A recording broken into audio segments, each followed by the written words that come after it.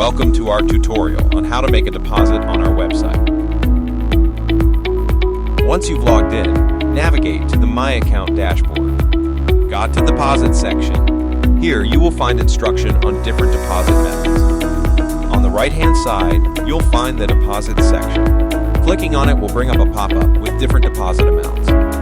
Alternatively, you can choose other amount and enter your desired deposit amount. After entering the amount, click on the deposit button. You will be redirected to the checkout page.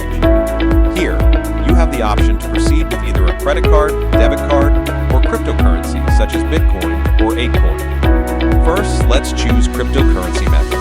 Then click Place Order. Now, you'll see that your order has been successfully placed.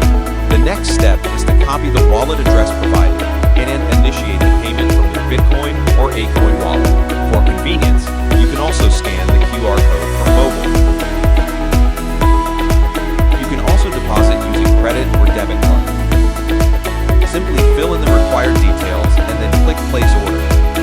Your account will be deposited instantly by this method.